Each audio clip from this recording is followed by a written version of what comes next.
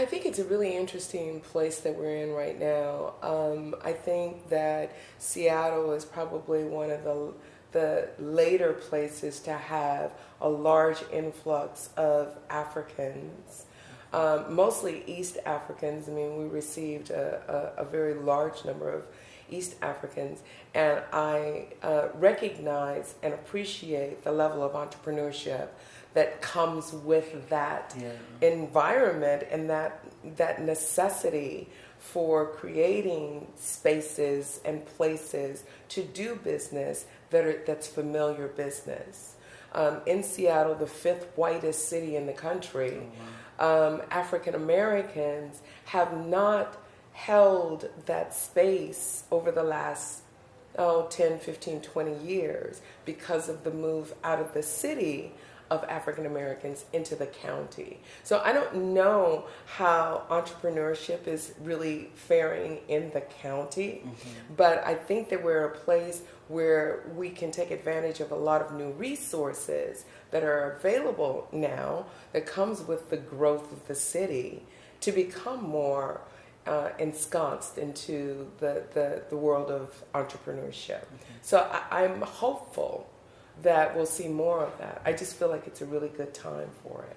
Right now, people have kind of a one-sided idea of what solar is, and that's panels on a roof. But I feel like that's another thing that falls under the umbrella of sustainability. And I think right now my focus is shifting kind of public opinion on what solar is and the applications of it. They've now taken it off of roofs and actually put it into the hands of cars. They have cool little, what are they called? Hard drives, solar powered hard drives. I feel like right now the people who are benefiting from the kickbacks of solar are not people of low income, which is who are the people who need to have access to that at this point. And that's a huge conversation. I would just say, think about these things, and those are the identity piece. Do you really love yourself, or are you holding some internal oppression issues? Because if you don't love yourself in a country that already does not love you, it's going to break you. And that's a loss to the people at home. It's a loss to all of us, and it's a loss to this nation, because you came here and hopefully this country was going to support you doing certain things for the benefit of the people at home. But if you come and it breaks you and you end up an alcoholic or a drug addict or have mental illness, that is not beneficial. So when we say really explore those ideas, can you love yourself with the hair that is growing out of your head? Or do you feel that you have to change something before you are acceptable? Can you love yourself with the melanin flowing through your skin? You know, this is one of the things that I love most about myself, is how dark my skin is. And I encounter people all the time who ask me why I don't wear more makeup or why I don't embellish myself in other ways. I feel no need for it because I feel that I'm enough just the way I am. Right. Even with natural hair, it's building confidence. Building confidence. It starts with, sometimes it does start with the physical, but in the natural hair, it's almost like accepting yourself. Right. Okay. Right. Yeah. In the natural hair community, it's been a huge opportunity for Black women to become entrepreneurs through different avenues, whether it's making products, styling, opening shops, it's YouTube, online blogging, and there's just so many avenues just in coming out of the natural hair community. So it sounds like you're saying accept yourself. Right. And then, look for opportunities that are available, whether it's in styling and whatnot. Right, what you're passionate about. Do some research, Right. YouTube and all that. Right, And, what you're passionate about. Go with that and educate yourself. Yeah. You can't just like something. Be educated in what you want to do. Be educated in what you love. Yeah. And don't be afraid to share. Do not be afraid to share. Don't, you know, there's enough for everyone, and the more open you are, the more you're going to get back. You're going to network, you're going to meet people, and there's an exchange there that needs to happen. So you have to work with open hands with your community. Your community is going to, it can make or break you, so you have to be connected to that. Black greatness, especially in your own community, in your own environment, it screams. It screams to your soul, you know. It screams, it makes you wake up and realize what's capable and that anything is capable. And that's what I'm trying to build here too as well, letting people know that, you know, anything is capable. Came from a hard background. I was born into an environment that that was unaccepting of my blackness. So to be built in that and to grow from that, I think anybody can manage to create anything through where we're at as a community now. People, you know, older parents in our community, it was a struggle for them, even raising children in a country that they have no understanding of. They don't understand the education system. They don't understand the social, economic that lies ahead of them, or in the current state that they live in today. A lot of the goals and a lot of just the simplest things can be 10 times harder. So someone like me, as a first generation Ethiopian American born here, don't really have a sense of direction. Parents kind of parents uneducated, don't have a lot of resources to provide for me or whatnot. So I can see a lot of people facing a lot of different challenges as a first generation immigrant. So you think, you know, a lot of young people, you know, from Africa have a desire to come to the U.S. and some of them just have an imagination of what it is like to be here. I'm sure you've been back home.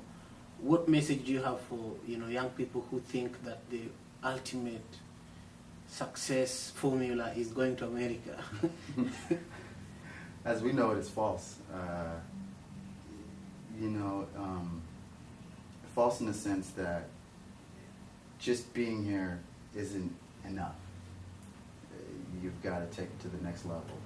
And it's a struggle for us, a struggle for lots of Americans. We live in a society where we don't actually have enough information to help us sustain ourselves. I think that's one of the key issues, and one of the things that Africans have to realize is that, you know, we're still trying to figure it out.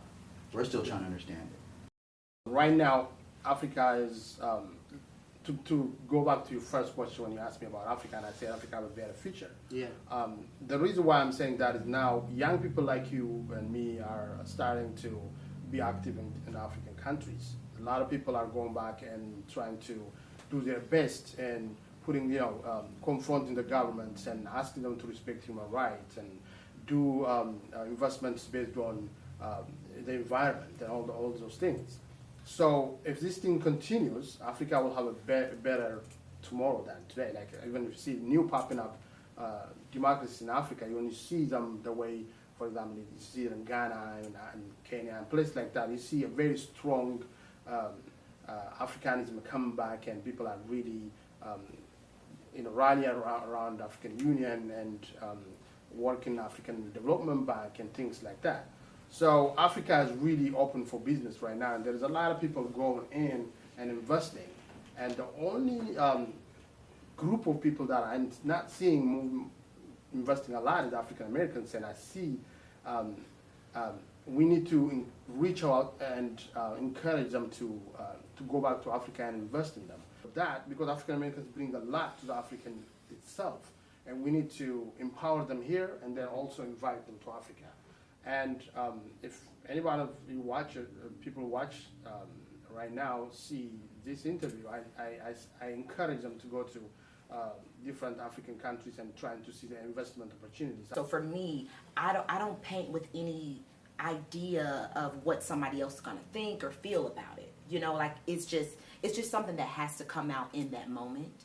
But then seeing when other people react to it, or when people do get like a sense of pride, or you see like this little 6-year-old black girl who's like, yes, I'm brown, I love it. Like, here's this huge face of somebody with a wide nose like mine. Hell yeah, like it feels good. So as I'm getting more exposure, I'm learning that, yeah, it's affecting people. So there's power in that, which inspires me, which continues to motivate me. But as I'm pushing forward as hard as I can, there's always things that can get in the way of that. Or, you know, when you're working and you're writing, when you're working in any field, especially when you have this skin tone, people sometimes are looking at you. You have to work twice as hard. They may not entirely expect you to succeed. You know, but those actually can be good things. I mean, it's not fair. Fair left the conversation. Fair is just. I mean, I'm a grown man. Yeah. Like, fair is not a part of the equation. Yeah. Fair left a long time ago. Yeah. But sometimes if you have to work twice as hard, then you're working twice as hard, and that work ethic can really carry you forward. Yeah. So it's like anything. Sometimes it's like, I don't know. Sometimes we have to work twice as hard. Sometimes 3 times as hard. Sometimes we have to have 1 job, 2 jobs, 3 jobs. But that hustle can make you stronger, smarter, sharper, and at the end you're going to come out even better. Yes. Not popular media or radio here doesn't really broadcast reggae music. I don't know if they think the audience is too small or it's not, you know, cool enough or something. But this is a city with a lot of international people. Yeah. There's a lot of African Americans here. There's a lot of Africans, East Africans and West Africans.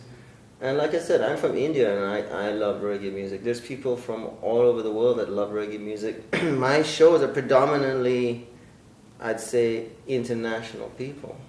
Like, it attracts international people who've heard the music abroad and happen to live here in Seattle and want a little familiar entertainment, you know, like what they like. I brought artists like Lucky Dube and Alpha Blondie and, you know, these are artists that are more known by international people than people who grew up in Seattle. So, but by publicizing the shows as best I can in the papers and on the internet and the street team, I try to attract just everybody. Yeah.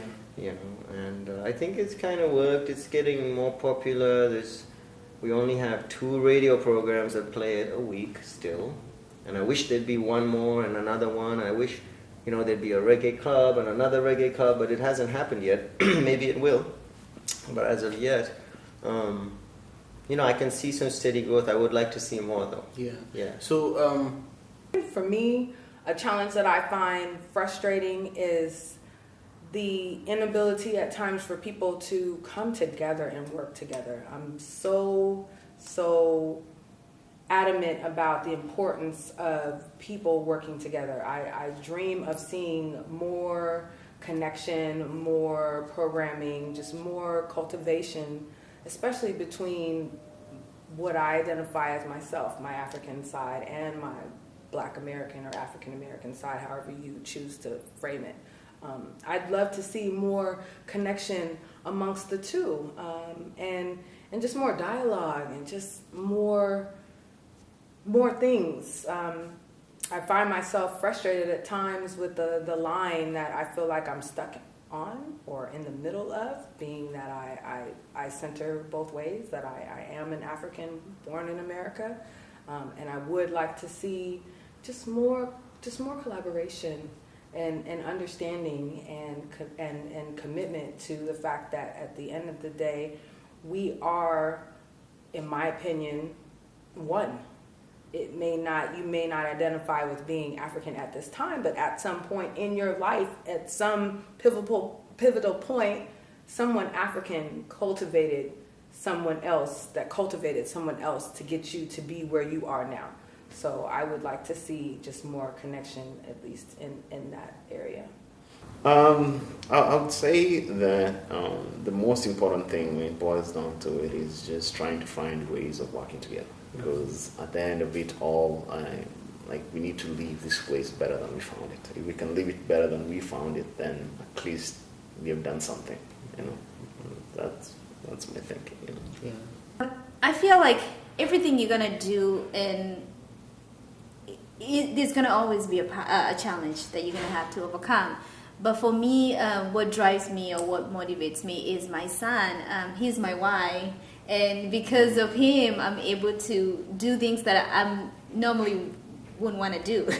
Yeah, he's my reason why I get up. Sometimes I feel like I can't do something, but I have to remember I have my why. I have to go and try it. And sometimes I try it 3 times and I fail, and I just have to keep on going. Yeah.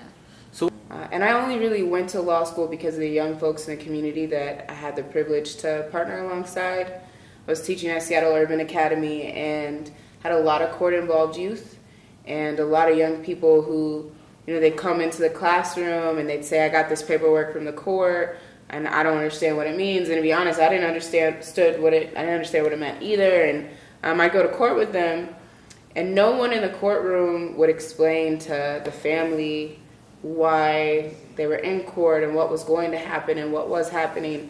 And I began to see a real gap there. And so I decided to apply to law school, and was fortunate enough to get a full ride through the Gates Scholarship Program at UW, and found myself in this environment that not only didn't value me or incorporate my story, but in a lot of ways didn't want my story, because I was constantly, alongside the few other Black or brown women that were in the room, challenging the storyline that the legal system in the United States had created about our communities. And so while it was a really challenging environment, because I thought I was going to go to law school to learn how to dismantle the system, I went to law school and found that the law in a lot of ways has found ways to preserve itself. And so on the other side of it, really my goal goes back to why I went to law school in the first place, is how do we get legal knowledge back to the people and back in the hands of the people, and in a way that the people can understand, so that we're able to advocate for ourselves and mitigate the damage that the legal system does to us, and not always have to pay a really costly attorney to have access to that. So really, while I had an access issue in law school, my goal on the outside of that now is to really make sure that those access issues don't continue to exist.